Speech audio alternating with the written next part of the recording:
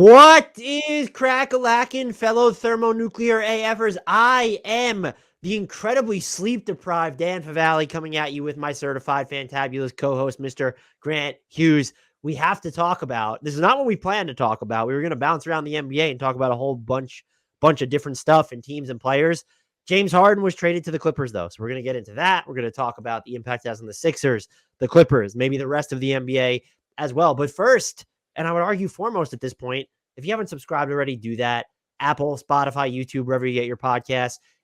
Ratings and reviews on Apple and Spotify go a long way to help us move up the charts. If you've done all those things, we ask that you recommend us to people. Word of mouth. Tell friends, family members, acquaintances, enemies, random people on the street, on social media, whoever. If they're looking for a Hoops podcast, that they should check us out. Join our Discord. The link to that is in the podcast and YouTube description. We've gotten some new members ever since the season tipped off. Let's get some more in there. The more people we have, the less Grant and I need to drive discussion, which is good because our time is very sparse this time of year. And follow us on all the socials. The handles are in the podcast and YouTube description as well. If you'd like to support the show, check out our merch. I still have not convinced my wife, who is a graphic designer, to hurry up and get those other designs that we promised. So hopefully those will come soon. But in the meantime, you go check out what we already have. You can support the show that way as well. Grant, how the heck are you doing? Well, I'm not sleep deprived, so that's good. But if it's any consolation to you, I also just still feel tired. So I don't know what to do with that. But I'm going to, you won't be able to tell. I'm going to power through because our listeners and viewers matter. And I'm going to suck it up and pretend not to be tired, partly because I don't have an excuse. But yeah, so James Harden got traded. Did you know about this? No, this is the first I'm hearing about it. You found out much sooner than I did. I didn't find out till this morning. It's Tuesday morning. Apparently it was like an overnight thing, and it was triggered by, according to Shams, Steve Ballmer and Josh Harris were on the telephone and just hashed it out, and which is crazy because all the reporting leading up to this was, oh, the Clippers have stepped away from the negotiating table. We must agree before we go any farther to immediately dismiss any report that parties have stepped away from the negotiating table, because that keeps happening and the deal gets done like immediately afterwards. So that's clearly like the last gasp negotiating ploy from one side or the other. And then the deal gets done, right? That seems, forget what the last one was, but this clearly happened before. Yeah, I will say I'm tired of the Clippers making these late night trades and deals. It happened with Kawhi in free agency. It happened when they traded Tobias Harris to the Sixers, and now it happens again. Like, I get that they operate on West Coast time, but it was an ungodly hour for West Coast snobs who are allowed to watch late games that run until just 10 o'clock their time rather than one. It's past my bedtime anyway. But let's start with the trade details. Yeah, get to it. So the Sixers are trading James Harden and PJ Tucker, as well as Philip Petrusev, who I imagine will be done separately. Although we're making a lot of assumptions here, but those three players are going out. Coming into Philly, Robert Covington, reunion, feels pretty good. Nicolas Batum, KJ Martin, Marcus Morris Sr. They are also getting draft picks. They are getting LA's 2028 first rounder unprotected. They're getting 2 second-round picks. They're also getting a 2026 first-round pick from OKC. It is technically the Clippers, but it's the least favorable of, they have a top 4 protected Houston pick, their own first-round pick, and then that Clippers pick. So the Sixers will get the least favorable of that, which, is not going to be a great pick, but it's a second first-round pick, and they will also get a swap. I believe that their swap is coming in 2029. Correct, Grant? Did I get that one? Yes, that is right. And then a couple seconds in 21 and 24 and 1 and 29. And in exchange for, I thought this was interesting and I misread it, the Thunder is part of this deal because they're giving up that first round, the least favorable of those first round picks. They have the right to swap picks in 2027 with the Clippers. I read it as they were giving up the 2026 pick outright initially, and they were just taking that swap. This makes a lot more sense. It's a very Sam Presti trade because you're still potentially getting the Clippers pick in 2026 if it's good. If it's not, you send it to the Sixers, and now you're kicking the can another year, allowing the Clippers another year to implode or fall off. And now they have even fewer assets with which to rebound should they go that route. And so I'd argue it's a very typical Sam Presti trade. Right. It's just kind of let's use the assets we have, because we have too many of them draft wise, to like kind of just nudge up the upside of, some of them, right? Like, because that 27 swap could potentially be a really great pick, and so as a, I don't know, the Sixers, there needed to be something done to compensate the Thunder for, getting off of that other pick. And so this gives them, I think, some just better upside potentially, right? I think there's been a lot of research done on swaps that a lot of the time the payout is not as good as we tend to make it out to be. So getting a swap is, we equate it to getting a first. Sometimes it's not always that way, but this one I kind of like the upside on. And they also, for them, they only in that year they only have their pick and the Nuggets pick, which the Nuggets pick probably won't be very good. Yeah. And so there's a chance that the swap gets exercised fairly. So that's the extent of my analysis on what the Thunder did. Is that I actually tweeted, this is one of the things I got right. I said it would be very it would be very typical of Danny Ainge or Sam Presti to get a swap from the Clippers in exchange for sending out like a first round pick. And that's basically what happened. It was the Thunder, lo and behold. A lot of people thought the Thunder and the Heat were going to do some shenanigans like that when it came to Damian Lillard. No, it happened for James Harden. Which end of the spectrum do you want to start with here, Clippers or Sixers, before we get to the league-wide repercussions, if they exist at all? I guess Sixers, just because I wanted to ask you, the first question I had was like, just what do you think of the return package? Because all along Daryl Morey, now, so I'm jumping ahead. All along, Daryl Morey essentially said, I want to get someone that ups our championship equity, right? If I'm going to trade James Harden. He did not do that because, I guess makes the Sixers deeper. But, we'll talk about this. But what the Sixers got were, things they can use to go get that guy theoretically from someone else. But just what did you think of the return package in light of like Harden is a kind of extra complicated situation, but in light of, the going rate for other big name stars, just sheer number of firsts, assets brought on, because this is just expiring money essentially, and what amounts to 2 firsts and a swap, as far as like the stuff you really care about. How do you think that stacks up, like maybe just against your expectations of what the Sixers were going to get, or how it stacks up against what the package might be hypothetically? Like, ultimately, is this going to be enough to get another star like at market rates? Because the Harden discount I think is real because there weren't other suitors. The Clippers kind of knew they had the Sixers over a barrel, so that depressed the return a little bit. But 2 firsts or 2 firsts for a guy that's expiring and that the Sixers like just weren't going to go forward with. So what's your overall impression of like just what the Sixers were able to get for James Harden? When I thought they were getting 2 unprotected firsts, when I misread it, I thought it was a home run. Now I think this is probably where I would have expected. We've had the conversation before, and it just felt like it was always going to come down to, could they get Terrence Mann or a second first round pick in addition to a first round pick and a swap, while also not taking on any long-term money? I was actually surprised. First of all, you weren't up for this, which kudos to you. The details took forever to come out. Woj reported it, and he even apparently, this was per Keith Smith. I didn't listen to the Woj podcast. He was talking about how he was in the airport about to catch a flight to LA. The trade breaks. He tweets it out, but he doesn't have the details yet. So he missed his flight, got kicked out of the airport basically because he was taking too long to figure out the details. And then I guess went home and eventually finished the reporting on it.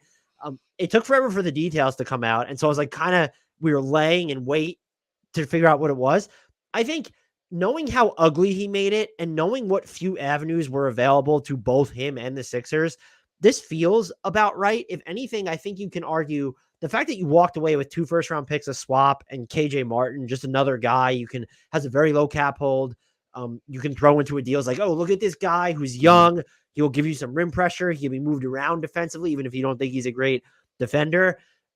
And then I like Rocco. I know some Clippers were just fans. I saw were just like kind of writing off his departure. Like, oh, if Terrence Mann would, hadn't started the season with an ankle injury, he wouldn't have been playing as much.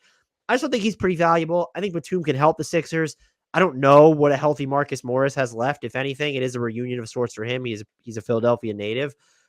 They have too many like non-wings now who also aren't guards, but also aren't centers. It's like these pure 4s, and maybe Rocco can play some 5. That's something they need to address.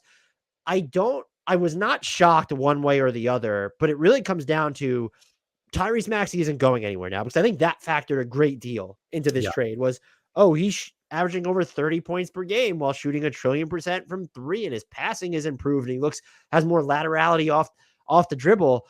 But now you have these two picks, a swap, salary matching, and you can trade 1 first-round pick yourself. So 3 first-round picks in a swap plus expiring salary. That's look, Jaden Springer probably has some value right now just because of the defense he's been playing. Yeah. That's a real offer when you get into, and we should probably talk about what stars could they go after. You're not going to outbid most teams that if it's like a real sweepstakes, a player like, let's just say, I'm just throwing it out. I don't think, and this would be hysterical though, I don't think they would have the best offer for Mikal Bridges. Maybe they would if he came on the market.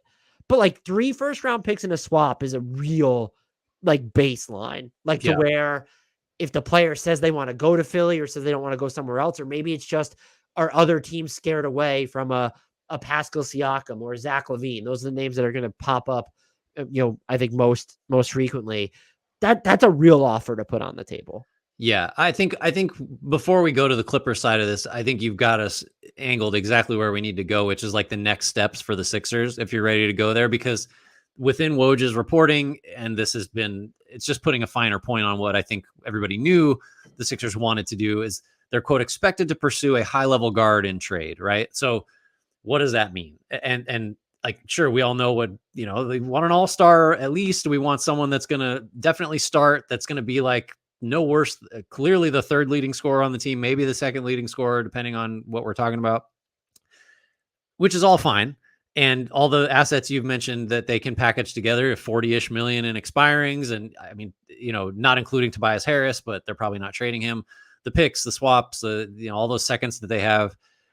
But like, pickings are slim if you're just trying to add, so I mean, you mentioned the two, Zach LaVine, Pascal Siakam, like DeMar DeRozan. We could just go down the list of guys that even like brush up against this high level thing, and not all of them are guards, obviously, because we mentioned Siakam. But to me, the one that jumps out is LaVine, and I think probably what the Sixers have is close to enough to get him, especially if things keep going south in Chicago. But is it Siakam? Is that the other guy? Or I have a list of like 10, 12 guys we could sort of run through as options, but LaVine jumps out to me as like, if in the Sixers ideal world of the guys that are actually available or we think are available, it almost has to be him, unless you have somebody else that you like too. I mean, you have names. I have names we could run through. I think LaVine is the most obvious and sensible of the most obvious candidates, because I saw Pascal Siakam's name floated around out there. Apparently he doesn't hate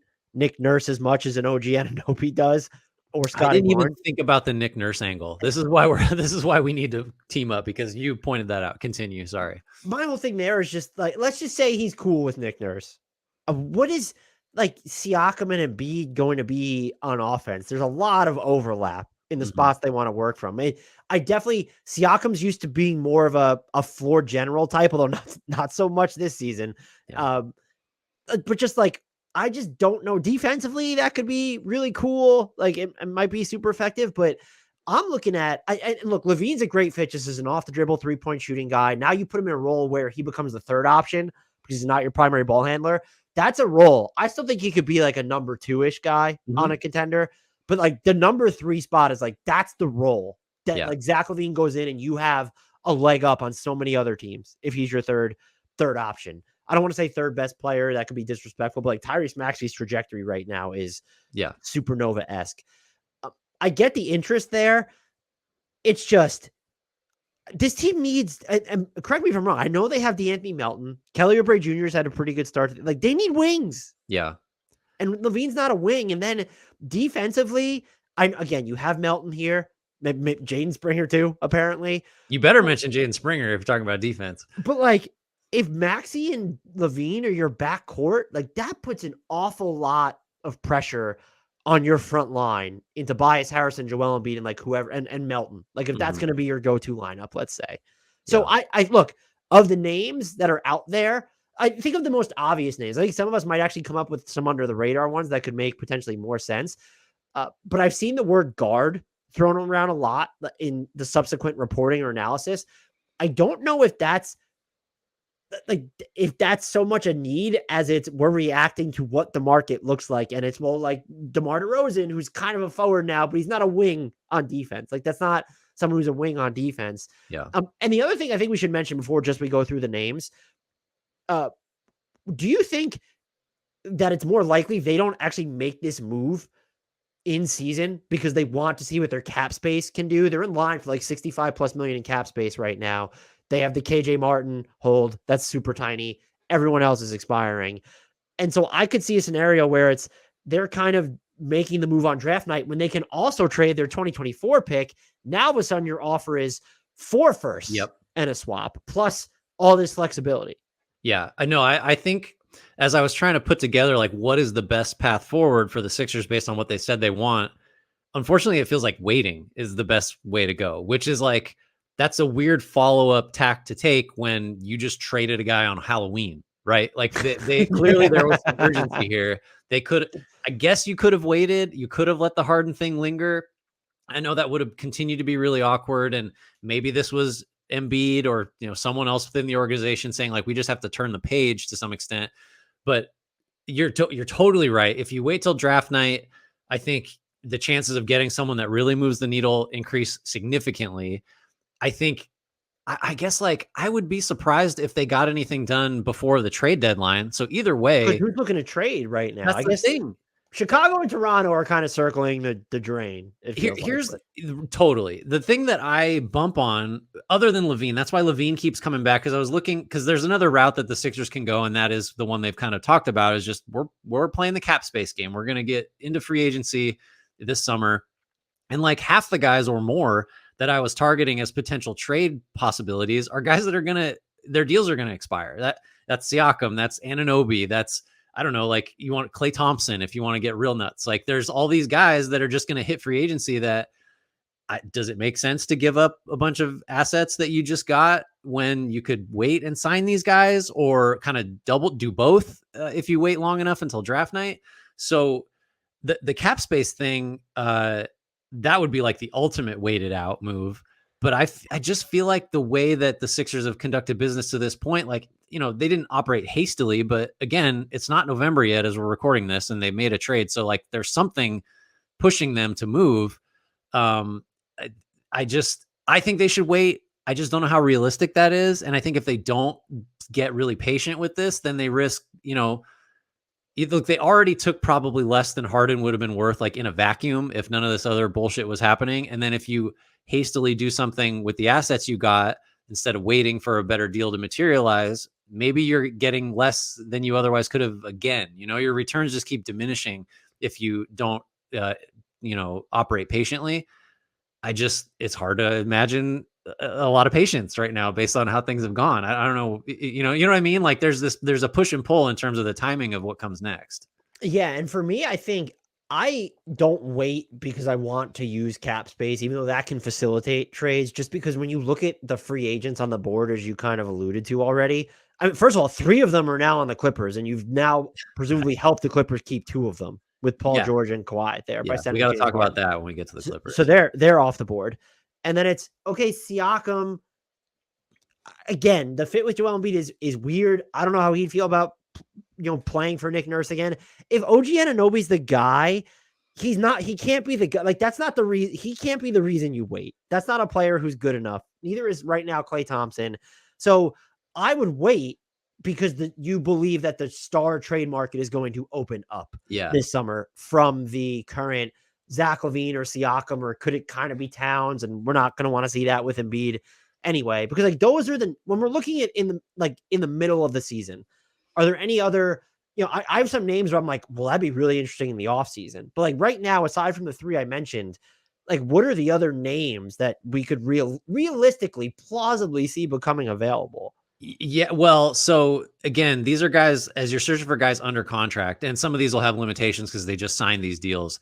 Like Kyle Kuzma, you're not going to use all your assets to get him. Jeremy Grant, Lauri Markkanen, is this package enough? Like, could you get Lauri Markkanen for what Lauri you? Markkanen in Philly would be pretty sweet. I mean, it makes some sense. I just don't know if Utah might just say no thanks. Like we can get like 3 premium firsts for him if we want or something, you know? This will be an unpopular opinion, I assume, among Jazz fans. I'm not saying they should. I'm not endorsing a Lauri Markkanen trade. Danny Ainge doesn't give a shit. Yeah. Like, he will, if I feel like if the Sixers offered the whole kit and caboodle for Lauri Markkanen, so 3 firsts and a swap, Lauri Markkanen's going to Philly. Yeah. Like that's happening, right? Maybe. I'm trying to, no, I don't know.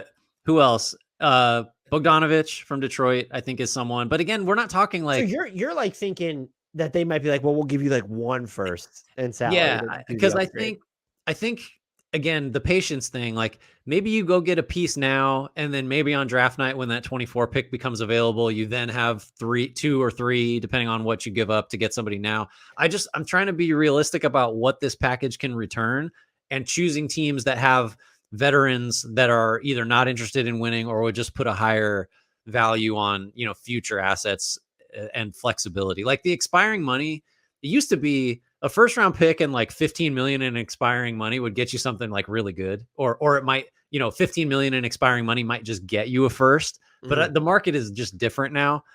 So I'm trying to be, and I didn't even give you some of the other trade candidates that are going to be free agents. Like we talked about Siakam, Anunoby, Buddy Hield, Gordon Hayward. Like we're digging deep, for some of these names. So I'm curious if you have like more blockbustery ones, or I'm just trying to be, I went kind of the plausible with what the Sixers have. They could maybe get this guy, not that he'd be the put you over the top championship equity piece. So I think Mikal Bridges is one, whether that's this season or the off season. And I'll throw it to you very quickly. If that offer's on the table, if it's 3 firsts to swap and expirings, like, are there teams that would come? Like, are the Knicks going to come over the top and beat that? Are the Pelicans going to come over the top and beat that? Are the Thunder? I mean, Mikal Bridges on the Thunder. My God. This is the thing. So Mikal Bridges, I just didn't consider because I didn't think the Nets would trade him for what the Sixers are offering. And maybe that was a mistake because I was limiting it to more like, let's look at Portland. Let's look at Detroit. Let's look at Washington. Look at these teams that just like, please give us all your firsts. We're starting over. The Nets aren't that type of team. But Bridges would be, if you just could pick someone, I think Bridges would be like the guy potentially, that that the Sixers should target. Wasn't there reporting that Brooklyn wouldn't give up Bridges for 4 firsts? But like, again, let's see what the firsts are. Sure. Were the Knicks dangling fake first in that deal, or was it Memphis protecting the hell? Again, I'm trying, like, you're in the realm of, you have to make the biggest swing possible, because we're going to have to talk about the Joel Embiid element of this very shortly. Sure. So that was a name I thought of. If you're waiting until the offseason, I don't know how realistic it is. I think it's realistic they could look to move him. I don't know if they would look to move him in conference, but Jaylen Brown. Oh, wow. Like if the Celtics, if they fall short this year and they're just going to get out in front of the salary crunch because they paid Kristaps, they got to pay Drew, who's a free agent the Sixers could target, by the way, if they wanted to. That's a name that I don't know if you even said it. I don't know if that would put them over the top. Embiid and Brown and Tyrese Maxey, that's a hell of a team. Mm-hmm. Like that's your 1-3-5. Like that's how you spread out your star power, 1-3-5. But I don't know if the Celtics, there would have to be a third team involved there, or maybe they want the pick equity at that point to make their own kind of move. But again, I wouldn't predict it, but I'm wondering if that's a name that they could just be, hey, we're monitoring this situation, because that's why we're making this now, to have that type of ammo for. Again, it can't happen this season. Right. Yeah. And I think, the Celtics are not going to take any calls on Brown until they see what this, roster can do this year. Let me ask you, do you think, we may have talked about this, it would cost the Sixers more to get Bridges at his number than it would cost to get Brown at his, right? Like Bridges is just if I'm the Sixers and I have a choice of Brown or Bridges, like consider, on those contracts, I think I'm just taking Bridges. Well, yeah, because Mikal has, including this season, I think he has like 3 total seasons left on his deal, and they're all, I believe, they're all team control. Like he didn't have a player option on his. I'm going to double check that. So his contract runs through. Wow, so it's 3. Oh no, it's this season and then 2 more seasons under team control after that. He's projected to be making less than 16% of the salary cap in the final year of that deal. That's such a choice contract, and he fits any. Like I think he just would be exactly what you would want if you're drawing up the player to add. Totally comfortable being a third option. Great perimeter like he just fits what the Sixers should be targeting. Like I hope they're not so hung up on the idea of like, let's get a guy that can average 25 and hit 8 threes a night or whatever. I think I might rather have Bridges than LaVine if we're going to get all the way down to it, especially with the money aspect of it. Right. Like, so that's why I think if you're the Nets, a lot of teams think like the Sixers do and are saying to themselves, man, Bridges would just be perfect. And so your floor needs to be 4 firsts. I think if you're the Nets, because the bidding war for that type of player could just get out of control, especially with free agency offering like so little this coming summer. If you're not going to do a lot better than nobody is going to sign someone that is as good as Bridges that makes less than Bridges in free agency. So like he's the guy, he's the prize. So if the Sixers could get him, they should trade everything they can. But I don't think it's going to happen. Other names I thought of, and again, I'm looking, this is assuming the Sixers wait, and I'm not saying these players will request out. The Donovan Mitchell Cleveland stuff, if he starts to get wandering eyes after this year, should they fall short? Yeah. I don't know that I would want to mortgage or give up all of my assets to then create a Maxey Mitchell backcourt, but that would, I mean, on offense, that's going to be thermonuclear AF. Mm-hmm. Brandon Ingram. I mean, as a third option, I don't hate it. That's not, that's with the Pelicans though. Like if the Pelicans are relatively healthy and I'm just like, I don't mean to just poke holes. So I'm trying to just have the discussion about it. Like, that's the whole point. Yeah. Yeah. I wonder if New Orleans, if things are going relatively well and they're healthy enough, if they're like, nope, we're just going to see what we can do for this full season and then readdress. I don't know, but like 3 firsts, that should be enough for Brandon Ingram, shouldn't it? I would think if this season goes to hell for some reason, and the Pelicans they've been pretty good so far. A shocker. I think they have the best transition defense in the NBA. Like that's life, death, taxes, and the Pelicans like being really good transition defense under Willie Green. Yeah. In addition to other stuff, and they've been running some good spacier lineups, giving Herb Jones some ball handling responsibilities. But just if this season goes awry again because of injuries, and Brandon Ingram has been a part of that. Yeah. He's just a name that I would circle as like, well, this summer I could see him becoming available. This is you ready to galaxy brain this a little bit? Yes. Damian Lillard. Milwaukee doesn't pan out. He asks her out again. Or galaxy brains in time too. Damian Lillard asks her out. Does Philly try to enter the Giannis sweepstakes at that point? And yes, 3 first-round picks in a swap isn't enough to get Giannis, but are they going to take into account where Giannis would want to go? That seems incredibly unlikely, but this is just when I'm thinking about the opportunities that are before the Sixers right now. If it's not Zach LaVine, and unless they really think like they want Trae Young next to Tyrese Maxey, which they should not. No. I feel like they're trying to bide their time and wait for someone seismic. That's always the sort of under discussed, because we rushed through all this stuff, right? It's like we're doing a podcast like, hours after the deal happens, trying to figure out what the next steps are. And the reality is like, 2 months from now, there's going to be a half dozen new, all-stars that we're talking about as the next most likely players to be traded. And we probably haven't said almost any of their names yet. So like, if you just kind of wait, again, the whole push-pull of the patience thing for the Sixers, there will be other options that we have not discussed that nobody has thought of yet, really, probably, because that's just always how it works, right? That's how it works, yeah. You're going to get it rolls over. There's just, Towns again, I'm sure, name the Timberwolves players that, will get thrown into this as they try to manage their books eventually. And, there's just going to be, I'll say this, I will bet you that by the trade deadline, because right now, Zach LaVine, I think we're sort of, I don't want to put words in your mouth, but that's the most sensible. Like that's the realistic the realistic options.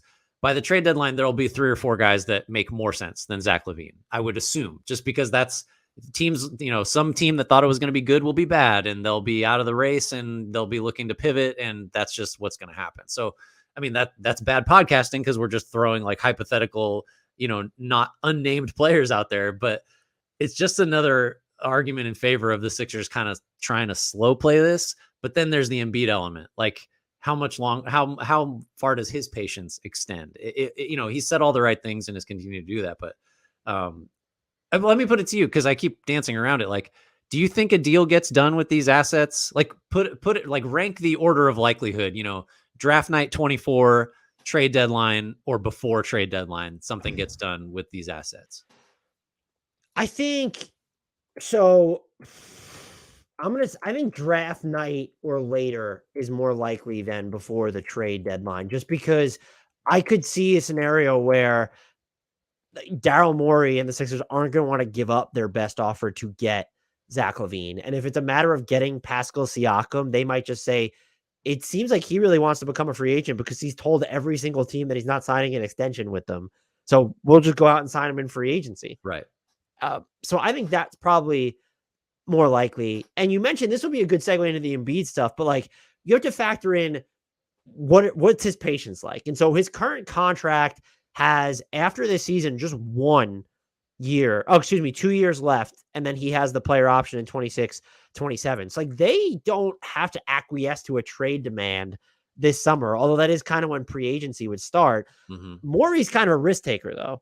And I imagine he's communicating with Embiid. That's why I kind of feel like they would wait. But before we talk about how long Embiid should wait, what is, like, when you're mentioning names like Siakam, we've mentioned Towns. Let's say Zion becomes available over there. Like, are you willing to put another kind of big next to him? And of those 3 names, is there like the easiest fit of the bunch? Zion would be the most interesting one if the Pelicans decide to go draft night route again. But I don't like even that name. I think you have enough to get Siakam. You have enough to get Towns. I don't think you have enough to get Zion. 4 first-round picks and a swap just isn't, like, that's without a blue chip prospect in there, just isn't doing it. No, I think it's almost weird that we're like having a hard time building around Embiid and Maxey, which like shouldn't be the case. It doesn't feel like, but I guess to me, like all the names you mentioned, you talked about how Siakam, is not the greatest fit with Embiid because of where they like to operate from. Zion would just be, I don't know how you would manage. You have to put the ball in Zion's hands. Like, that's something we've learned. And I don't know that that's a great idea with the other 2 guys you have. Who's the third guy you mentioned outside of Siakam and Zion? Karl-Anthony Towns. Yeah, that's another weird fit. Like, I just don't know. So I just keep circling back to, will Fred VanVleet be available in December? Do you want to put him with Maxey too? That's the thing. You got a small guard and an MVP center, both of whom should have the ball all the time. So in between those 2, you just need 3 Mikal Bridges, and then we're good. That's it. That's all. Just figure that out. I just it shouldn't be this hard to figure out the fit. I think maybe the problem is, like, I'm framing it through what Daryl Morey has said is like, we want a guy, that we think is a star. And maybe like the reality is you do just need, 2 or 3 guys that can start in between your cornerstones. And like, funnily enough, that could have been like, I don't know, 5 years ago, Covington, Batum, and Marcus Morris. That would have made like a ton of sense. But we're just a little late in the game now. But the more we talk through this, the more I'm just convinced that, like, of the options right now, there's not one guy that is just a no-brainer. I think you might LaVine's just break these assets up. I think LaVine's close, but he's close. And the thing neither of us has mentioned too is just, even if Joel Embiid's not willing to wait, and there's real risk in treating this as a quasi gap year, in the sense that the Sixers might still be really good. Yeah. As constructed, they're not winning a title. And so you are punting on a year of Joel Embiid's career. But if you go out and make the trade over the offseason, that neutralizes any imminent trade demand from him. And so we can sit here and say, we need to make a trade this season, otherwise Joel Embiid will ask out. Yeah, if you sit through the offseason and don't do anything, but if you get to the offseason and you make the splashy move, you keep Maxey, which you will, then that threat is neutralized, which I think would be another vote in favor of waiting. But you mentioned this before a few minutes ago. There might be a name or two or three that are just floating around at the trade deadline that makes sense that we're just not even mentioning yet. We've run the gamut of just so long shot candidates that I would imagine that may not happen, but we don't know. Yeah. Isn't it wild that the more we talk through this, the more the gap year idea becomes like pretty plausible? And that from the outset of the Harden stuff always seemed like a terrifying, like the worst possibility, because it's Embiid's in his prime. You don't know, how many more fully healthy. Well, you don't know if he's going to have a fully healthy season ever. Are you really going to just, you're not punting. You're still going to play the games, but it is punting in a sense if you're not really a championship threat, which is what you probably need to be with an MVP in the middle of his best seasons. Like the more we talk through it, it just so here's the thing. If you do this gap year, because it is like the prudent choice and you're going to wait for the best options to arise, months from now, how much does Joel Embiid's trust in Daryl Morey to get the next thing right, like erode? Because this Harden thing was a catastrophe. I guess, you come out of it okay with what they got from the Clippers, but now Morey, in addition to bringing on Harden, who was his guy, who, surprise, surprise, like wanted out because that's what happens. That's kind of on Morey, because you should know, if anyone should know what you're getting into with bringing Harden into the fold, that's Daryl Morey. And now Joel Embiid sees that, he sees the trade, and now he's being asked to we're not going to contend this year. Sorry. You're not going to phrase it to him that way. And then he's like, okay, now that you've swung this mega deal in I trust that you'll get it right in 2024 on draft night. Like that, he's got to at least internally be thinking, I don't know. It's almost like 3 strikes at this point. Like there's just too much that's gone on for him to totally, buy in, but maybe he has, I don't know. Yeah, that's a great point too. I also just think, what is the deal for them to go out and make right now though? And so it really just comes down to, look, teams aren't looking to really make trades right now for the most part. We mentioned Toronto and Chicago feel like they are on the verge of reaching that. But I mean, Toronto's been on the verge of reaching that point for like how many years now? Right. But everyone else, they're trying to see what they have. And so if you're the Sixers, even if you insist you need to make a move this season, there's real value in just waiting until the trade deadline or closer to it to see what else materializes other than the Siakam and Zach LaVine scenarios that, and I'm just not sold on Anunoby as a target because he seems like he does not like Nick Nurse at all. Yeah, right. And again, as is the case with all these guys that are on expirings, like maybe you just sign that guy. Like, maybe you just, you don't have to give anything up because you got limited assets as it is. You basically, almost everyone you have just showed up, in the last 24 hours. So maybe you should see if your money goes a little ways before you trade stuff.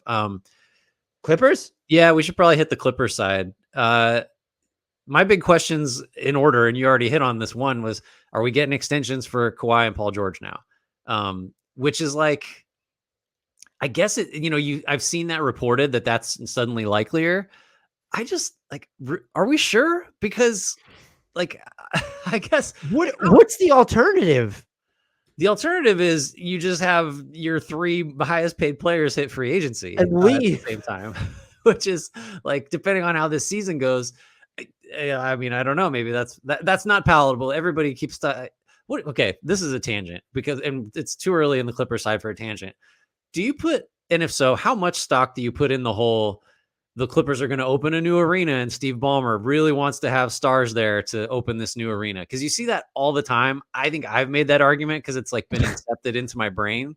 But is that really a reason? Does that tip the scales for you? Well, for Kawhi and PG, yeah. I'd be floored if one of them was not there. Unless James Harden comes, the whole situation deteriorates. He's the only one that's willing to stay at that point. That'd be weird. I would be you want to open the new arena because you're in, and I'm not trying to disrespect the Clippers, you're in a Lakers town. It's like you need to have a good team to open that arena. I think that's part of the appeal with the James Harden stuff. I did see a joke on Twitter that actually might be accurate, is that they just saw how bad things were going in Toronto and Chicago, the Clippers did, and they decided, well, before one of them does the dumb thing and trades for James Harden themselves, like we need to go in here and get James Let's Harden. get out ahead of this and do the dumb thing Because there's ourselves. nothing we've seen right now from the Clippers so early that would say, oh, like they need to go get James Harden right away. It's the same logic as there was before. And that's the more compelling conversation to me is I guess there's two elements to this. And the second part of it's going to be predicated on the first part, because we want to know, well, are they going to be the team that even gives James Harden a big money deal? Like, what if they try and play hardball? Well, you know what's going to inform that decision? How does this all fucking work on the court? And I will say, we troll James Harden a lot, but he is still a fantastic basketball player. By just the catch-all metrics last year, he should have been all NBA. He led the league in assists. This is someone who is still one of the best passers in the game. Even when the step back isn't falling, even when he can't get to the rim as much, like he is going to create looks for his teammates. He's going to make defenses react. I think he's also not received enough credit for what he can do off the ball. He has shot high clips on small volume, but high clips as a spot up 3-point shooter. And I know some people are like kind of like, is 37% really that high on catch and shoots? His percentages have kind of run the spectrum of like good to great then, wherever you land. And look, if he was shooting 37% on catch and shoot threes, that's good enough for me. It doesn't need to be higher than that. But what, like, do you, and look, the Clippers need his playmaking. That's just, I know Bones Highland has had some good moments as their backup point guard, but there's just something about when we're starting Russ and then Bones Highland's our first line of point guard defense after that. It's uncomfortable. And now that issue doesn't exist anymore. So there's real merit to making this deal aside from, well, Kawhi and PG are always hurt in the playoffs. They're never playing together. So now we have that third star to throw in there to, one, either just buoy our chances with everybody healthy or to offset any potential absences. But there are a lot of concerns beyond that. And I think, I'll start with my biggest one is, what does this look like with Russ and Harden, to where I'm sure they can coexist behind the scenes as their third try at it. But defensively, Russ can still do a lot of stuff when he wants to lock in on ball, but like these are just two guys off the ball who could get torched, who could get targeted. And now you're like, okay, you still have two of the premier wings in the game, but this is a team that used to feel like it had all the wings, and now it doesn't really have all the wings. You still have Terrence Mann, Kawhi, and PG. So like, what are some of your biggest concerns about, or questions, I should say, not even concerns about this fit? So you hit on a lot of them, but the Harden Russ thing gets me to, I think what ultimately is my biggest question. And this came up for me as sort of the best argument against the Russell Westbrook to the Lakers deal a couple of years ago, which was, hey, look, he's going to raise the floor. He's going to eat innings. And so LeBron and AD can have, cushier roles and we'll keep them healthy. And like, I think a lot of that same logic applies to adding Harden to the Clippers. He will get those guys easier shots. In theory, like if you just have him and nobody else on any given night in December or January, he might just win you that game, which you otherwise would not have won. So, and I think that's more true of Harden, that sort of theory of what he can do than it was of Westbrook a couple of years ago at the time, because he just wasn't the same guy and wasn't as good of a floor raiser as I think Harden can be. The issue, though, in both cases is, so this is a team that is beyond all in, right? Both in terms of like their financial commitments, their lack of outs, the inability to like remake this roster by trading, picks or whatever. Like all that stuff is just done. They could still trade a 2031st. Okay. They would really want to go all in. They still have one more bullet to fire. The issue is, so if you are that all in, you are trying to win a championship, right? Like, and maybe success it'll still be viewed as success if you make the finals or you make the Western Conference Finals and play a competitive series. The issue is, you're going to try to win those games with Westbrook and Harden on the floor together. That seems hard. And if not, then what are we doing? Because Westbrook and Harden may clash. And so maybe one of them, Westbrook almost certainly, will be marginalized and, not closing or not starting or not playing the minutes that matter, because him and Harden together, you got too many holes defensively. Westbrook as an off-ball threat is a zero. So like, well, I just think if the big picture is to win a title, I don't know if this I think you're going to run into the same playoff questions that you maybe existed already. And certainly Harden brings his own suite of playoff questions, right? Because of his history. I think this should make the Clippers a better regular season team. I think the Clippers probably shouldn't care about the regular season. And like maybe everything breaks right and the playoffs, Harden is facilitating like crazy and George and Kawhi are great. It's such an all-in move. And I guess I have if you're asking me what my biggest question is, it's does this matter as it relates to the lofty goal that the Clippers have of like making good on this core? I would say it does. I don't know how much, but I do think it's a bump because there are a couple things. One, to Russ's credit, like he's averaging under 9 shot attempts per game right now in 30 plus minutes. Almost half of his made buckets have come off assists this year. And so the Clippers can still generate the spacing necessary to where, like, if you want to use him as a slasher, you want to just give him the ball, get him like running in transition. He can facilitate the offense that way. So I think there's more. I don't think he's a complete zero off the ball. I think now when you add Harden into the equation, there's like that collision of styles and penchants for wanting to be on the ball in general. Is Harden willing to adjust to the degree that Russ has adjusted in LA? And how are those concessions being made? Striking that balance will be difficult. I think at this point, though, this is where I'm at, is if there's overlap or if it's not working, it doesn't really matter because then you just put Russ on the bench or you get rid of Russ. And like, you just can't make this trade with Russ in mind. It wouldn't shock. I mean, I would expect this is one of the other questions is like, what is their closing lineup going to be? I would be their most used closing lineup in the highest leverage moments. And if we're going to say this is the core they have in the playoffs, I'd be fairly surprised if Russ is guaranteed a spot. Like you have Harden, Kawhi, and PG. They're closing. I think you have to put Zubats in there because you're not really. I know you have PJ Tucker now, but he is so. I don't even know what the word is. I don't want to use cooked, but just like he's just not. You talk about a zero on offense. Yeah. Like that, aside from like gonna maybe help you on the offensive glass a little bit, he's not gonna do much. So you can't really downsize. I feel like Terrence Mann almost needs to be like the fifth lock there in closing units. And so do you have, we've seen Ty Lue kind of fall in love with Marcus Morris Sr. a little bit too much last year. Does the same happen now where it's like, well, no, we have to play all 4 of these guys to close with them. And that's going to ruin some of their optionality and lineup versatility. I don't know what's going to happen. I think there's a pathway to where this works out incredibly well, but I find myself almost worried more about Harden fitting in than Russ fitting in because the stakes are just so much lower with Russ. Yeah. So I guess I want to be clear that like, I think I'm getting, looking at the macro stuff and trying to see how is this going to work in May, just having James Harden and PJ Tucker is just better than having Robert Covington, Morris, Batum, and I can't remember who else was in the trade.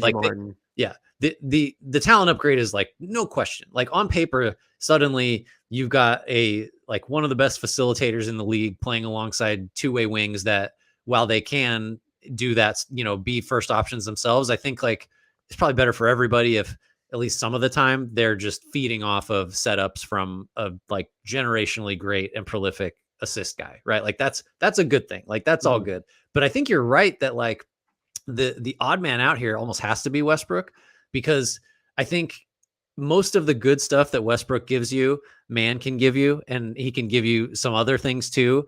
And if you're looking at like, well, we're going to need to punch up the scoring, like Norm Powell could close. And if you need to be bigger, Zubats can close. And if you need to go 5 out, Tucker can close. And so like in terms of the role that Westbrook would actually play alongside those other 3 stars, I think you could probably, on balance, get more from several other guys, just depending on what the need is given the night or given the series and the opponent that you're going to try to, win 4 out of 7 against. So I guess like that circles all the way back for me to, the on paper stuff. Sure. This all makes sense. Like what are the dynamics going to be like interpersonally? Cause you said it, this is the 3rd time Russ and Harden are teaming up, and Russ kind of was like a little bit of a pariah with the Lakers, and that was an ugly thing. And he, kind of found a home. And now this guy, here comes Harden, and now everything's going to change for him in terms of his role and, the fit. And you've got, just, I don't know, like how, let me ask you this, because I'm kind of rambling. Do you think we get like early Brooklyn Harden, who is just like, I'm out here to pass. Like, I want to set up these other two guys. Or is it going to be, it's the end of the game and I'm hunting my step back to try to win it, No, I think he's going to look, he understands the stakes for himself, which is you want to get paid one more time because you couldn't get paid this offseason. And there wasn't really, it seemed like a trade market for you outside of the Clippers. He played a hand in that, of course, but this summer had to be, as much as he was annoyed, as much as he feels like he was the victim. And who knows, maybe he was. I still think don't opt in then if you want to be. But anyway, he has to understand that, like, if his path to getting the money that he wants and setting himself up, like, because he passed on an extension in Brooklyn and he passes on the chance for a longer term payday with Philly, who I imagine was at least ready to give him some sort of multi-year guarantee, that you have to fit in. And so I would expect more Brooklyn Harden, someone who's really searching to try and find the right balance. He helps this team in so many ways, but I'm just wondering, they're 24th in average offensive possession time right now. He's not going to speed them up. They are actually, and I was kind of surprised to see this. I thought I was reading it wrong. They're 4th in transition frequency. Wow. I think they're running a lot more off of live rebounds. That's probably stuff that he could do, but if you're gonna, there's a chance that he slows them down even further. And I think that's more of the concern where, okay, if James Harden's going to slow things down, it'll still work. You have some of the best methodical players in the league on your team right now between him, Kawhi, and even Paul George.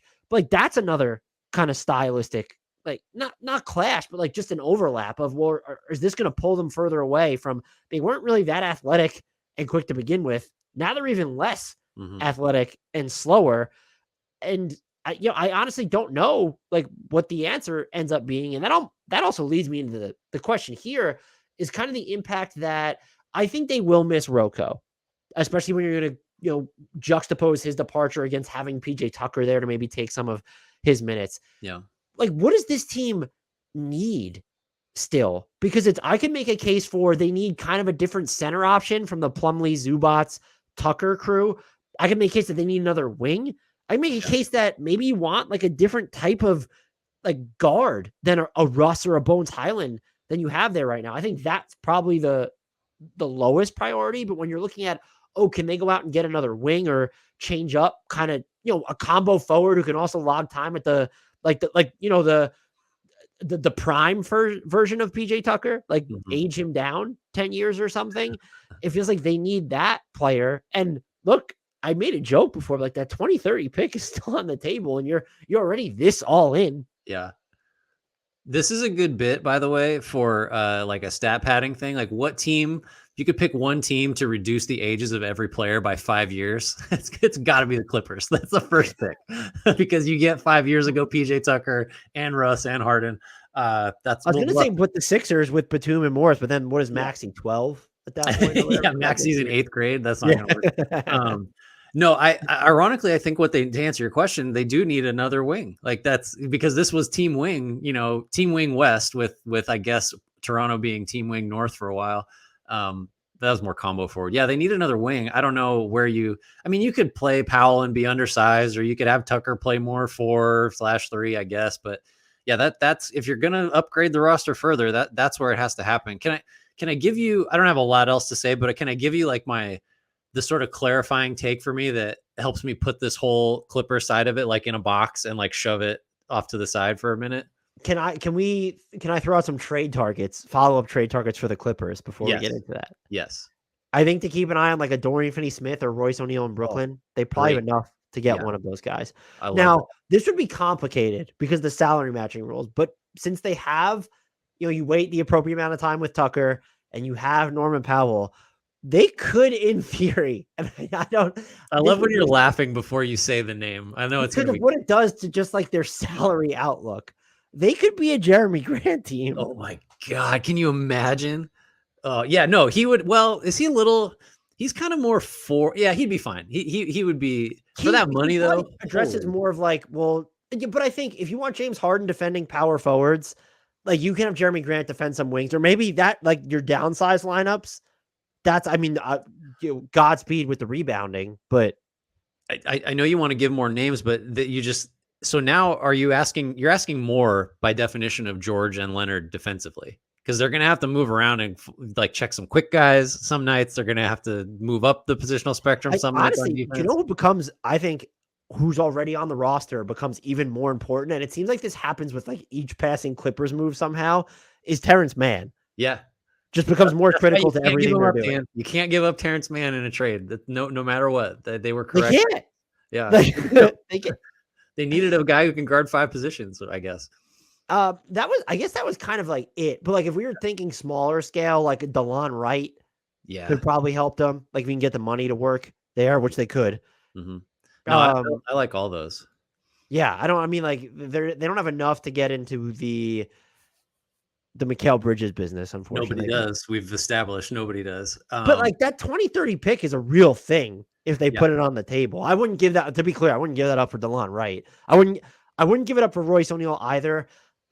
I guess you would have to give it up for Dorian. Like, what else are you giving up for Dorian Finney-Smith? But for that 2030, like, so they have their 29, correct? Never mind. I'm sorry. I'm looking at the Sixers. I was getting confused. Yeah. So they have to move that 2030. That's all the Clippers can do. Can I give you my like macro thought that makes me not have to think about this trade anymore from the Clippers? Not have to like change my thoughts about the Clippers. Yeah. Which is that if you thought that LA's like success or failure depended entirely on the health of Leonard and George, and then being able to hold up through a regular season and multiple playoff series, this should change. This trade changes nothing, because if it always depended on those two guys being healthy, and you did not think that they could do that based on the precedent of the last several years, which is kind of where I'm at, and have been dismissive of this Clippers team, from when we started doing our over-unders and whatevers, then adding Harden to this doesn't change anything about this team's outlook, because the only thing that matters still, I guess this is just more an indictment on like Harden as an alpha, as like a guy that, he alone gives you a shot. Like he's not that guy. It's still just, if George and Leonard aren't healthy, congratulations. You now just go into another offseason disappointed and trying to figure out, do we want James Harden here? How much do we pay him to stay? And then you got these that's still what this is. That is still what this team is. It didn't change the fundamental truth about the Clippers, that those two guys both have to be totally healthy for an entire playoff run, or nothing's happening here. Here's my pushback. And just very quickly, the last two names I wanted to throw out there. Oh, yeah. DeAndre Hunter and 2030. And if you were throwing Bones in there, like, does that get you in the OG sweepstakes? Would you consider throwing Terrence Mann in for OG, he can play some 5, which Terrence Mann cannot? I mean, I would, yeah, for sure. We all love Terrence Mann, but I think OG, even if he's expiring, is there's your wing. Your wing problem solved. And like, your 5. There's your yeah, and who can, if Russ can't guard somebody or Harden can't guard somebody, Anunoby can guard whoever it is. Yeah, that was just going to, and they could like end up with maybe like this whole was like an elaborate plan, like Reggie Bullock will get waived or bought out again, and then he'll like go back to the Clippers. So my pushback to you would be, and I kind of side with you that I think this increases their ceiling, but not by the degree that a James Harden in a vacuum should. Yeah. At the same time, do you remember what it felt like when the Nets during the KD, Kyrie, James Harden era Nets were actually the James Harden, KD, Kyrie era Nets? Like that brief period where they felt inevitable. Yeah. Like Paul George and Kawhi Leonard collectively are more plug and play than Kyrie and KD, because that's more of a Kyrie thing. But to Kyrie's credit, he's always played with ball dominant players. Yeah. Now, the flip side of that is, though, they're also more two-way than KD and Kyrie. It's like, isn't there a chance that if all of these dudes are healthy, that's what we end up feeling? Or is it different because it's like, well, what? Well, no, I think we both touched on it a little bit. Like on paper, this makes like a lot of sense because you just sort of slot those 3 main guys into roles that really I think ultimately, like, we need a basket. It's the fourth quarter of whatever playoff game. Like, Kawhi is going to get the ball and he's going to try to score on somebody, probably. Like, that's where I'm going if I need that bucket. But you're totally right. Like, the fit in terms of like who likes to do what or who's best utilized doing X, Y, and Z. Like, Harden on the ball, Kawhi and PG off of it generally. Like, everybody's kind of playing to their strengths a little, much more than how do we figure out what to do with Durant and Irving and Harden all together. The fit is like way cleaner. Like no argument there on that. Before we get into kind of a segment where we mentioned that you had a great segue about, well, how much does this improve the Clippers contender stock? We're going to go through and tier the contenders. If you had to say one of these three players, James Harden, Paul George, or Kawhi, aren't going to be with the Clippers next year, which one are you picking? It feels like there's an obvious answer. Is there? I thought you would grab it. Well, it's just going to be Harden because he changed his mind all over again. That's my first thought. It's like Harden's not going to get paid by anybody but the Clippers. Paul George and Kawhi will get paid by anybody, I would imagine. There'd be teams that there'd be plenty of teams that don't have cap space. Let's use the Knicks as an example. They find out Kawhi or Paul George wants to be in New York next year. They will move heaven and earth to have the cap space to make it happen. Yeah. Aren't those two immediately at the top of the free agent list if they opt out? Like, I don't have the class up in front of me, but as I was looking at it from the Sixers perspective, like, I mean, the Clippers have the top 3 free agents this summer. I don't want to overthink it. I would still say Harden just because of the disaster potential in the last 3 teams that he's worked his way off of. Like, I'm just not going to assume he'll be back, but you're dead right. Like, if you're a team and you can pick one to try to go get, like, Harden is third on that list. So I think it would be PG. Just because Kawhi is like, what if he's nudged down the pecking order a little too far and he didn't sign up to be the third option? Or like if they are playing with all 4 of those dudes and Russ winds up having the ball more than him, that's just sort of, and he's not dealing with a degenerative knee issue like Kawhi is. That would just be if I'm Paul George, I could probably look at a bunch of instances where I would be the number 2, maybe even the number 1. Yeah. And could just decide. That would just be my pick. I think all 3 will still be there, but when James Harden's involved, look, maybe he grates on both of these dudes, and then Kawhi's like, I'm out of here. Yeah, it's hard to imagine. Like, George and Leonard have been so. It has seemed like all the reporting is like these guys want to be in LA. Like that. That's why as badly as these last few years have gone, I don't feel like we've heard a whisper of either of them. You did hear some like maybe the Clippers will trade Paul George potentially, but that came and went pretty quickly. Neither of them has ever agitated to go anywhere. So yeah, I don't know. I think. Are we really going to sign it? Like, so say they all re-sign. We're going to do this for 2 or 3 more years. Those 3 guys together. That's going to be a weird future. Well, if we've learned anything about James Harden windows post Houston, it's even in Houston because of like the churn of running mates he had. It's not going to be 2 or 3 years. Yeah, they'll get this season, maybe next season. And then unless it ends with a title, like there's going to be just material changes made. Yeah. Right. No. Yeah. So if Harden is involved, somebody's window is narrow. I made a joke while we were waiting for the details that by the time the full James Harden trade details leak out, James Harden's going to have requested another trade. Good joke. Good bit. I like it. All right. So let's go through this exercise and I'll throw up. I made a tier maker because we're hip and we're cool. Because you're the like best. That. Let's tier some of these contenders. Can you see the screen, Grant? Yeah. Cool. So let's start with tier 5 is really, that would just be where we put all the other teams we won't discuss, but that's tier 5 is multiple years away from being multiple years away. So like the Wizards. Yes. Tier 4 is 1 to 2 years away. Tier 3 is, hey, it could maybe possibly potentially happen. Tier 2 is they could absolutely win it. And tier 1 is the championship inner circle. I think it's best to just work our way from tier 1 down. Sure. So we got to go Denver, Boston, Milwaukee in that top tier, right? Do you disagree with any of those 3?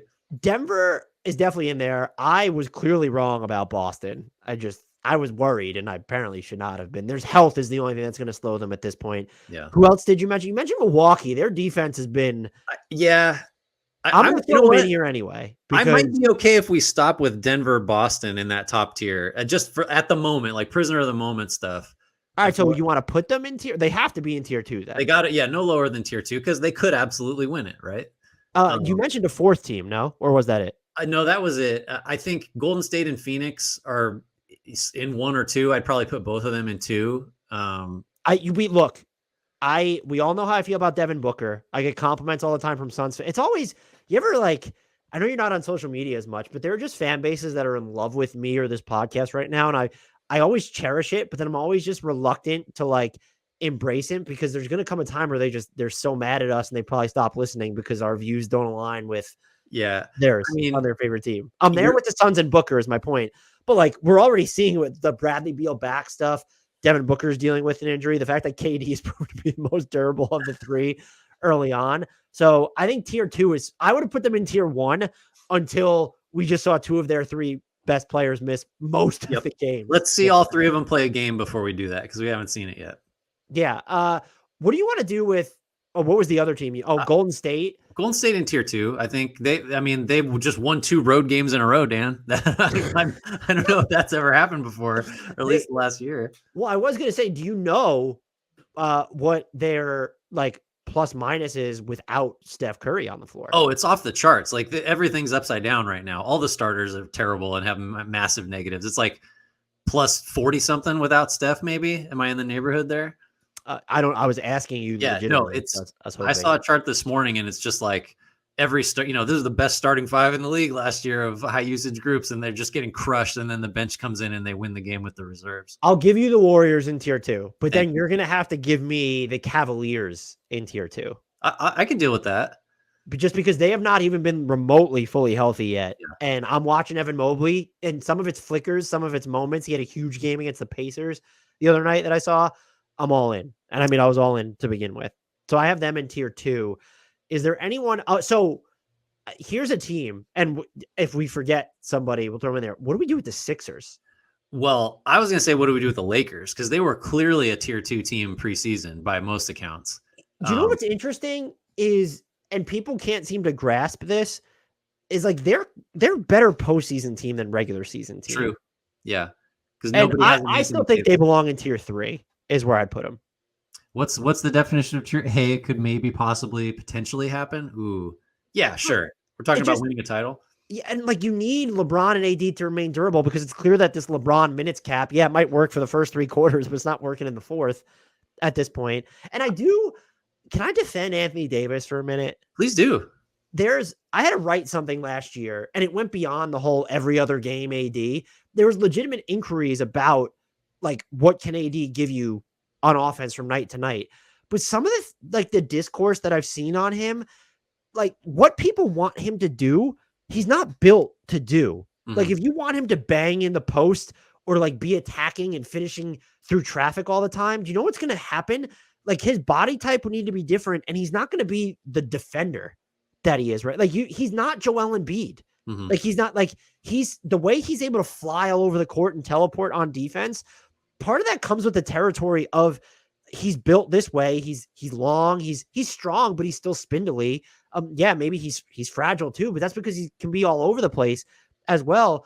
If you're looking for him to create and kind of like bang with guys, that's just not like that's going to come at an opportunity cost, not just of his health, but like of what he is on defense.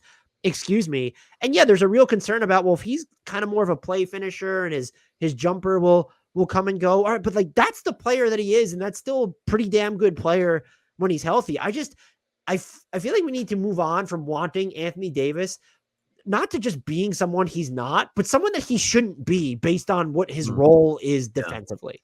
I just like I tend to tune out of the like I get it, he's frustrating.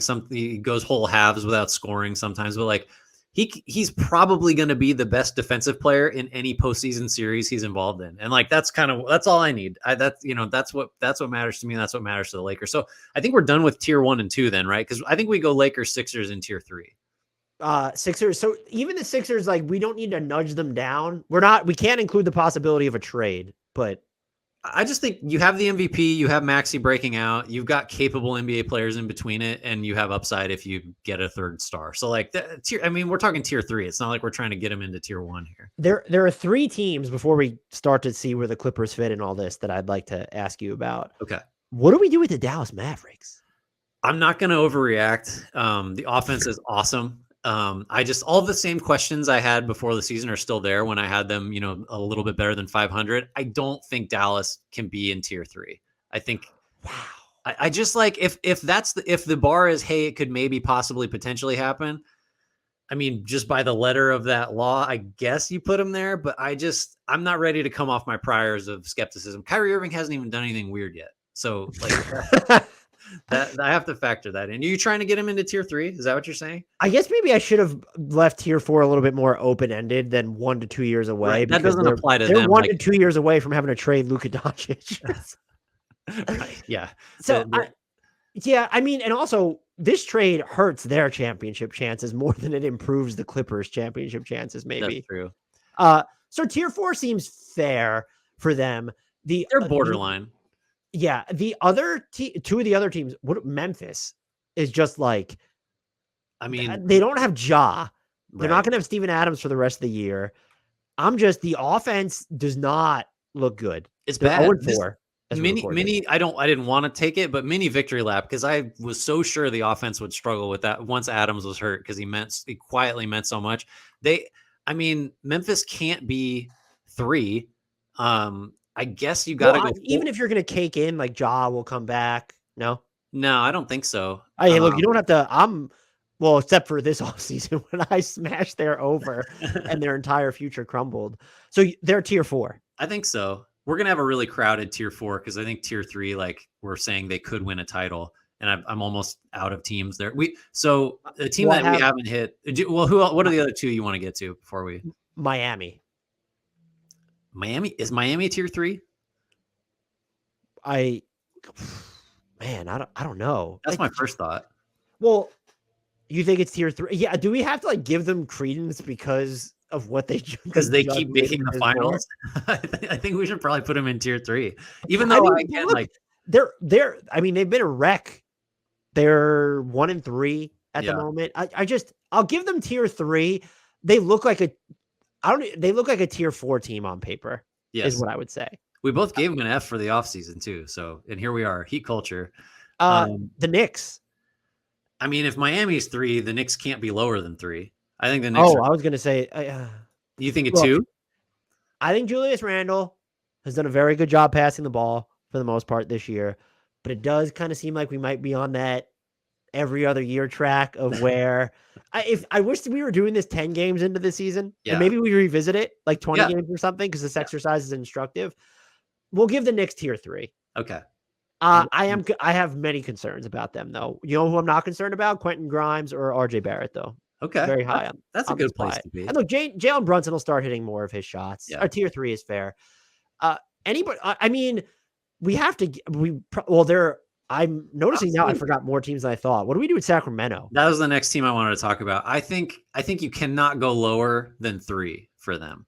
The De'Aaron Fox injury is wild, but it's only it's not considered serious. I think tier 3 is right for them. Also, I don't know what I was expecting their offense to be, but it's just still thermonuclear AF times infinity. They're gonna score. I think this is another team that like so much of the preseason analysis is bearing out. Like defense, not great. Offense can be awesome. And also they're due to get hurt. And here we are. Like there's just, I hate that we were right about that last one. Do you know who has the best half court offense in the NBA right now? Tell me. The Clippers without James Harden. Okay, what do we do with the Clippers? We have to I think the other team that I think just fits into this mold. Oh wait, no, that might be all of them. What do we do with 2 more? Minnesota. I kind of like Minnesota in tier 3. We're gonna overpopulate tier 3. Look, I think they belong. I want to put them in tier 4 because of that god awful loss to the Hawks. The transition defense looks like it's gonna be bunk, and I don't know. Like maybe as Jaden McDaniels plays in more games, that will come to bear. I'll give them tier 3 because I was high on them entering the regular season. But as a team that just it feels like their souls can be crushed on any given moment, and they're just going to play apathetic inexplicably. They're the team that's right there. They're fragile. So I want to take an easy one off the board. We love the Thunder, but they're clearly 1 or 2 years away. So we have to just put the Thunder in tier 4. Well, I was actually going to get into that. Sam Presti was a liar. I don't know if they actually borrowed wins from the future. They're just they're just good. They're just good now. That was one of the teams I wanted to focus on today before James Harden threw everything. I'm watching Chet Holmgren. He's stronger than I thought. Defenses don't know what to do when he has the ball in his hands and he's spinning. Kaysen Wallace has been defending his ass off. Isaiah Joe's been making an impact even when he's not hitting shots. Usman Jang is going to be the best player alive. Imagine if Chet Holmgren gets fatter, as Jokic said he needed. Your boy J-Dub leading second units. Hey, how about that? He can do everything. That was, I think, the last one I was going to have, unless you think that, like, dude, the Nets and the Hawks are weird. Are they like? Well, I mean, I don't know what the Hawks. I don't know. I think. Well, we got to do New Orleans here. I think because I don't. Tier 3. I'm not comfortable. Well, no, because I can't do that. I can't put them in tier 3 because. Okay, I'm going to do it anyway because that's where they belong. You've been overrated. You got the Timberwolves in tier 3. I get the Pelicans. Fair. In tier 3. That's fair. So we need to do the Clippers. We got to figure. This is what this whole thing has been about here. So they're better than tier 4? Like you're taking them over the Grizzlies, the Mavericks, and the Thunder, right? Yeah, I think so. But can we? I can't get to tier 2 with them. I don't think. I think we're just gonna have to stuff another team in tier 3 unless you can make. How about upside wise? What tier team? 2? Here's my thing. What team in tier 3 are you willing to take over the Clippers right now? To like in terms of likelihood of winning a championship? Yeah. I'm still going to take, New Orleans is an interesting comparison because I have kind of the same health. You issues. Just wanted to put them in tier 4 though. Well, I know. So I think if you're just talking upside, and I guess all these guys are healthy at the moment, whereas New Orleans has already had injuries, just not to the guys you'd expect necessarily. I think you probably do need to put the Clippers in tier 3. I can't get to tier 2 just because I just don't have faith in A, James Harden, and B, the collective health of everybody else. This just looks off though. It's like, so if we were to rank the teams within tier 3. Oh boy. So would you have the Clippers at the front of tier 3? Championship equity? I'd probably have the Lakers first in that group. I think they're ahead of the Sixers. I know coming out of the East, maybe coming out of the East isn't harder because like there's the Nuggets in the West and then everybody else. And in the East, it's kind of the Bucks and the Celtics and the Cavs. I think that's right. I think you got to have the Sixers after the LA teams.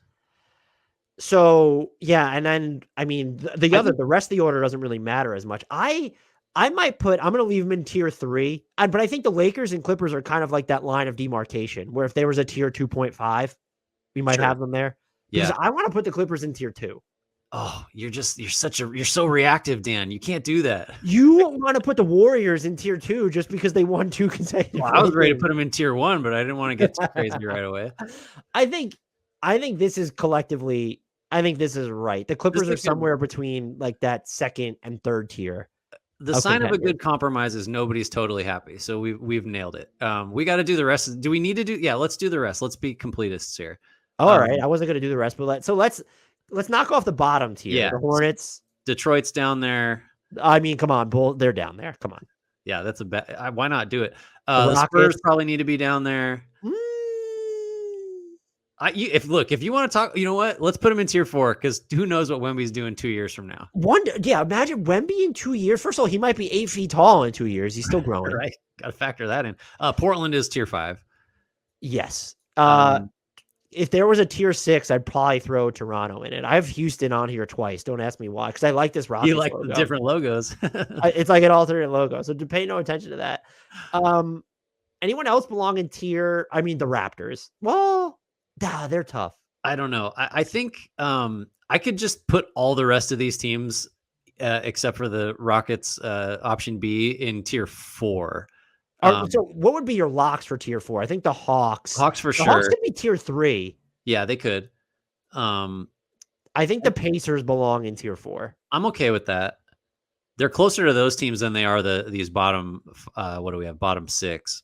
And that's like kind of the Magic, definitely. Then if the Spurs and the Thunder are here. Yeah, I think everybody else. Utah might be closer to multiple years away than 1 to 2, right? No, they are because Danny Ainge.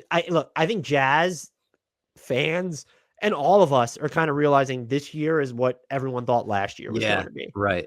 Good point. Toronto, the talent on paper they could be tier 4, but it's like they're going to implode, right? Yeah.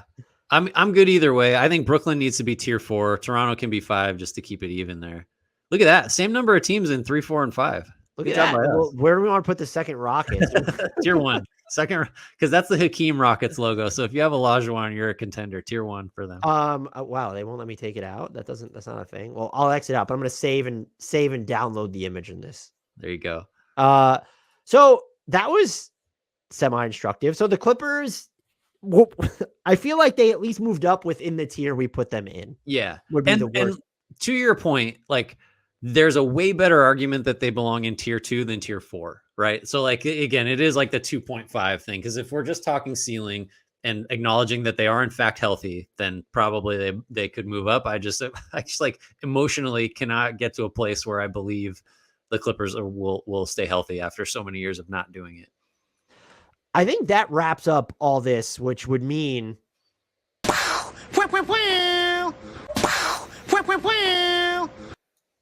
we were going to rank and tier the City Edition jerseys, but we can save that for the next time we podcast, since that's pretty evergreen and most of them are just god awful. Anyway, right. Do you want to start us off for stat padding? All right. I got a couple like quick hitters here. Actually just one at the moment. All right. We're going to do some more cloning, Dan, because we've had the algorithm loves clone-based content, apparently. It's the same idea. We've already done this with Jokic or Giannis, or I forget who else. The idea being, I think it was Steph, Jokic, or Giannis. Steph, Jokic, Giannis. You clone this player 4 times. You have a 5-man unit of just this player. Rookie edition. Dan, you can clone Wemby, Scoot, or Chet. Which are you cloning? And tell me why. I'm cloning Wemby because I think he can do everything. Like Chet's handle is there already. I think Wemby's going to wind up being the better passer. I mean, it's probably closer between those two than people want to say. Maybe Scoot's a distant third for me at this point. I would say that if you had 5 Scoot Hendersons, you would score a lot of transition points against the hypothetical cloned Chet or Wemby team, probably. Although maybe not. Maybe Wemby would just play like a zone by himself and you just couldn't shoot from anywhere. Okay, Dan, next clone question. You've got to play with 5 Jordan Pooles on the same team or 5 Lou Dorts on the same team. Let's imagine they're playing against each other. Maybe this is the question. Who wins in a battle of clones, Jordan Pooles versus Lou Dorts? I think a team of 5 Lou Dorts would end up winning more games overall, just because the shot creation isn't there, but defensively, they would create so much chaos that they could get out in transition, go downhill. And look, we've seen Lou Dort fire up off the dribble threes, and sometimes they go in. And so I think you have a hope of generating just enough offense with 5 Lou Dorts, whereas you have no hope of defending anything with 5 Jordan Pooles. I think the way this goes is the Dorts foul out all 5 Pooles in the first quarter. Game ends in a forfeit, most likely. Let's see. Okay, I have no more clone content. Dan, you are a coach. You must choose. And these are the rules that you have to follow if you were trying to win the game. You either must choose Julius Randle has to play a whole game right-handed, or DeAndre Ayton is only allowed to dunk. I'm going to take DeAndre Ayton only being allowed to dunk because you can create enough space to where he is able to dunk. Whereas forcing Julius Randle to work with his right hand, there's still the variable of how does that look in traffic? Is Julius Randle the most left-handed person in the NBA? Lefties are always so one-hand dominant. I'm trying to think who else would fit that category, but he's way up there. RJ. Oh, be pretty close. Yeah, the Knicks have a glut of lefty dominant players.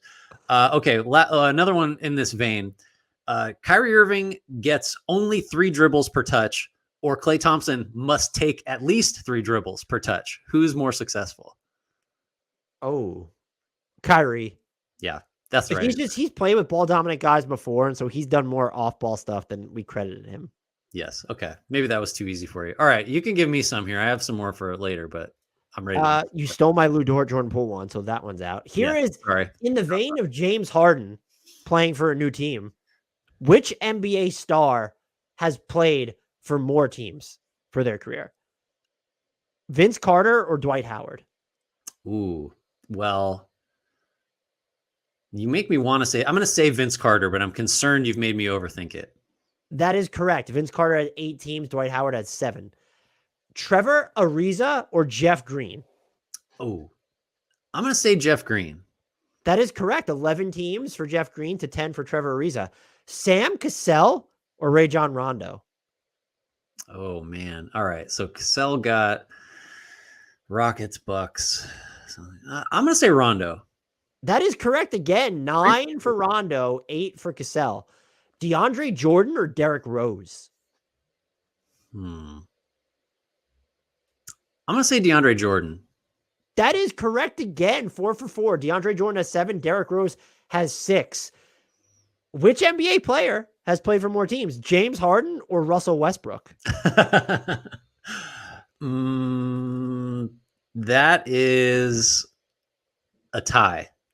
That is correct. You just swept the entire go. segment. I was 5 teams apiece, counting the Clippers for James Harden right now. This is in a similar vein, though. 4 of these active NBA players have suited up for at least 10 teams. Which one does not belong? Jeff Green, Justin Holiday, James Johnson, Robin Lopez, or Garrett Temple? So who has not played for 10 teams? Yes. Garrett Temple. Correct again. No, that's incorrect. Sorry. Robin Lopez has 9. Everyone else had 10 or 11. I gave you a gimme too, because Jeff Green was included. Yeah, I knew that was out. You were on such a roll that I just assumed that you were right. We found my niche. I have a couple others. Do you have any more that you wanted to give me? Oh yeah, I got a bunch here for you. I just want to make sure I phrase them correctly because I got a little bit overcomplicated. I also have some guess who's for you to get to. Oh yes, we forgot about that one. All right, so Dan, I'm going to need you to make me a 5-man roster using only twins. So you can take one or the other, and you're going to have to leave some out. Your options, I think this is all of them. There might be some more. You got the Lopez's, you got the Morey, you've got the Martins, Caleb and Cody, you've got the Thompson rookie twins, and you've got the Champagny twins. So just make a 5-man unit using only twins, and you don't have to take both twins. So I can take one twin. Yep. Okay. Give me Brook Lopez. Yeah. Why am I already forgetting about the other twins? So we have the Martin brothers. Give me Caleb Martin. I'm gonna take Julian Champagny. Okay. I'm gonna bet on it. So there's You got the Morrises and the Thompsons. I'm sorry, what were the other ones? The Morrises and the Thompsons. Are they all in their prime? You're taking them right now today. Oh my God. Just take both Thompsons. Do it. Yeah, I'm taking both Thompsons brothers. So Brook Lopez, Caleb Martin, Julian Champagny, Amen Thompson, Asar Thompson. I like it. And sorry to Robin Lopez, the Morrises, Cody Martin, tough break. You can see how my brain works. Triplets. You need, I didn't even think about that. You need to make me an 8-man rotation. I'm sorry for if you cut this together, apologies. And all 8 players have to play an equal amount. Okay. You're picking from siblings. So you have, for example, the Antetokounmpos, you got to take both. All right. You got to take the Thanasis with Giannis if you're taking Giannis, which you're going to do because you want Giannis. But you also have to choose from the Currys, the McDaniels, the Holidays. You can pick 2 of the 3, whichever you want. The Mobleys, the Wagners, and the Murrays. You say the Mobleys? Yeah, Isaiah Mobley's a person. Oh yeah, I forgot. Fuck. All right. So I'm taking Giannis. Gotta. And I thought you said 8-man, right? Yeah. You gotta take the Currys, right? Yeah, the Currys, Seth and Steph. I'm gonna go Drew Holiday and Justin Holiday. Okay. And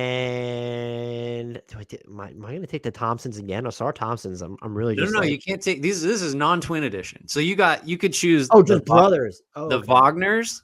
I like that one. The Mobleys. I like that one. The McDaniels. You want some wing defense? A lot of options. The I Murrays. might go with the McDaniels there. That's fun. Just to get Jayden. And then I'm going to go, it's got to be the Wagners or Mobley's. You going to leave Evan Mobley out there? Well, I have Giannis already. Oh, sorry. No, give me the Mobleys. All right. I like it. That was overly complicated. Give me some more, and then I can give you some guess who's. So I have another small bat or two of who does not belong. So which NBA rookie? Well, let's do it this way. 6 NBA rookies have averaged at least 20 points and 5 assists per game. I'm going to give you 2 groups of 4. You have to tell me which rookie does not belong from each group. Okay. Which NBA rookie did not average 20 points and 5 assists? Larry Bird, Michael Jordan, Allen Iverson, or Oscar Robinson? This is a hell of a question. I'm gonna say Larry Bird. That is correct. Nicely done. Was it the points? Yeah. He was no, it was the assists for him. Oh, okay. Which NBA rookie did not average 20 points and 5 assists? Luka Doncic, Tyreek Evans, LeBron James, or Trae Young? I'm gonna say Trae. That is correct again. Damn, you're on fire today. I knew Tyreek Evans did it. That's always the one you got to throw in there. Or that's an indictment on my questions today. Since you just been straight. No, I'm just getting really good at this. Don't ever sell yourself short. This I'm trying to figure out how to do this one because I don't think we're gonna be able to cut it up, but I feel like it would be a really good one. Spot the NBA lie, Steph Curry edition. Okay. So I'm gonna give you 3 truths and a lie. Okay, got it. You have to tell me which one's the lie. 1, Trae Young has made more shots from 34 plus feet than Steph Curry and Damian Lillard combined.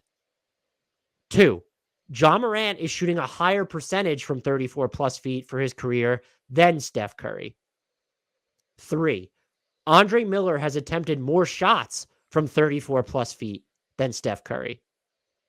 4, Steph Curry has made more shots from 34 plus feet than LeBron James, Kobe, James Harden, and Michael Jordan combined.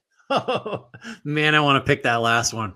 I'm going to say, what was the Ja one? He's got a higher percentage on 34 plus footers than Steph. Correct. He could be like 1 for 2 though. I'm going to go with my gut and say the Ja one is a lie. That is incorrect. What's the lie? The lie is that Andre Miller has attempted more shots from 34 plus feet than Steph Curry. I was so sure about that one. I could imagine Andre Miller taking the unselfish heave and not caring about his percentage. But yeah, he had 170 for his career, and Steph has 176 from that distance. Okay, good question. I have one more for you that's absolutely hysterical. So let's save it for the end. Do you have anything else for me? I got 3 guess who's for you. And it's really going to pick at what I perceive to be your weaknesses, which is like distant NBA past stuff. Not really distant, but they're all players you're aware of. Okay. So I'm going to give you clues. You're going to try to guess who this person is. So you'll see the trend emerging. One of them was drafted in 85, one in 95, and one in 05. So the 1985 draftee, I was a number 7 pick out of St. John's in 1985. I'm left-handed. I was known primarily as one of the greatest perimeter shooters ever, despite playing my entire career pretty much before the real 3-point revolution happened. Average. Oh, you have a guess already. It's not, I don't want to pronounce it. It's not Raheem. No. Okay. Averaged at least 25 points per game on better than 50% shooting from the field. This is a perimeter player, by the way. 5 straight years from 88-89 to 92-93 was an all-star. Chris Mullin. Bang. Good job. I was going to give you the buzz cut as the last clue if you weren't going to get there, but well done. All right. Let's see. Okay. This is a 95 draftee. I was the number 15 pick in 1995 by the Nuggets, but did not ever play for the Nuggets. Was a Clipper for my first 2.5 seasons. Traded to Heat, then Bulls, then Sonics, then Spurs, where I won 2 titles with the Spurs.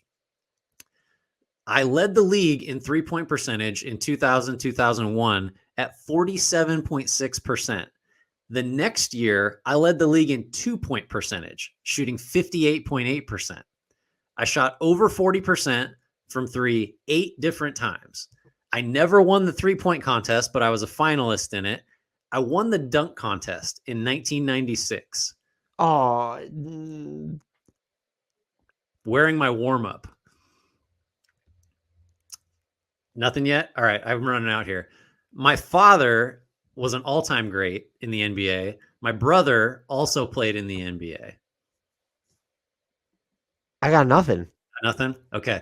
I'm trying to think what other clues I could give you. I did a sea walk in celebration for my finalist appearance in the 2003 3-point contest while I was playing for the Sonics. What other clues can I give you? I was the inspiration for Grant's earliest AIM screen name, which was LA Clip 31. Doesn't exist anymore. I could just give it to you. It's Brent Barry. Oh, I feel like I should have known that one. As a skinny white kid trying to play basketball, Brent Barry was kind of an icon for me. Okay, last one. I was the 17th pick out of New Mexico by the Indiana Pacers in 2005. Played 8.5 seasons there. Then went on to play for the Clippers and Heat, but I was pretty much washed by then. That's like 2013. Bang, good job. Redeemed yourself on Brent Barry. We actually have a couple from Rubik's Gal for you. Okay. Shout out Rubik's Gal, as always. Let's start here. I currently hold the record for the fastest to 1,000 threes. It took me 350 games, 15 games faster than the previous record holder, Steph Curry. I am Buddy Hield. Nice. I believe we have 2 more. Okay. Next one. I was the 15th overall pick in 2012. I was drafted by the Sixers, but I was sent to the Orlando Magic in a 4-team, 12-man trade that sent Dwight Howard to the Lakers. I showed Drew Holiday? No. Oh, sorry. Go ahead. I showed immediate promise as a forward on the Magic. My 6'8" athletic frame, my quick first step, and my handles received praise, but my jumper and strength were questioned. Ooh, okay. Back up. This is a Sixers pick traded to the Magic in the Dwight Howard deal. Correct. Okay, continue. Sorry. Clue number 2. I began my sophomore season in the Magic starting lineup, but my role grew limited because of the depth at forward position. Aaron Aflalo, Aaron Gordon, Tobias Harris, Victor Oladipo, etc. And I was traded to the Blazers in the summer of 2015. Is this Tobias Harris? No. Tobias Harris is one of the names that was mentioned in clue number 2. Oh, shit. Okay. Good He contributed to the forward depth that nudged this person out of the rotation. Why can't I think of this person? All right. In my first season in Portland, I worked my way from the end of the bench back into the starting lineup, cashing in on Terry Stott's growing preference for small ball lineups, though my 28% clip from 3-point range was a concern. Is one of the clues going to be on the last day of the season I did not play because I had a contract incentive to shoot over a certain 3-point percentage? Clue number 4 is I signed a 4-year, $40 million contract with the Blazers, and the contract had a $500,000 bonus for ending the season shooting 35% from 3. Well, with 4 games to go in 2016, 2017, my 3-point percentage was 35.1. So I didn't attempt a single 3 in my last 4 games, giving up open corner threes on multiple occasions to shoot a long 2-pointer instead. Just a great period in niche NBA history. This is Mo Harkless. Yes, that is correct. And that is that is the first thing I think of when I think of Mo Harkless is that 3-point shooting incentive in his contract every time. This will be the last one again from Rubik's Gal. These are fantastic. I went to Oak Hill Academy and I was a consensus 5-star recruit as one of the best shooting guards in my class. I excelled in my 1 season in the LSU, leading all freshmen in scoring with 23 points per game. Only 3 LSU. Yes, that is correct. Nice job. I already are on fire today. Freshman. How was Mo Harkless the one that took you forever? I don't know. The Magic thing threw me. I was trying to think of the Holiday. I don't know. Drew Holiday never played for the Magic. I know that, but I was trying to think of a big Sixers trade on draft night, and that's the only thing I could get to. Yeah. I have one more for you that I'm very excited about. All right. I guess I'm ready, but nervous. Which NBA player would you rather have? A version of prime Steph Curry who thinks he's prime Shaq, or a version of prime Shaq who thinks he's prime Steph Curry? Oh man, neither of these guys are going to have a lot of success. I guess I would take Steph Curry, who thinks he's prime Shaq, because maybe he would draw a lot of contact and shoot a ton of free throws very successfully. The alternative I do not like. I don't think I want Shaq taking a bunch of 30-footers off the move. I think I'm with you on that one, but I thought that was an interesting one. That's a great. I like that one. I don't have any more for you after you nailed Danny Granger so quickly. Yeah, I don't. That's it. Do you want to take us out of here? Yeah. Everybody, thank you for listening, for participating, for providing us ideas. That's always much appreciated. As Dan said at the top, if you would like to be a part of this whole experience and contribute and just be involved, join our Discord. The link to that is in the YouTube and podcast description. You can also follow us on all the socials. Those are on the page here if you're watching, also in the YouTube and podcast description. Rate, review, subscribe. If you see a YouTube video or a short that you like, thumbs up it, share it. All that stuff all helps. Check out our merch. Again, you can find the links for those in the YouTube and podcast description. Tell your friends, tell your enemies, tell everybody. And yeah, we'll see you next time. Thanks again. We close with a shout out to Frank Ntilikina and an apology to Jared Allen.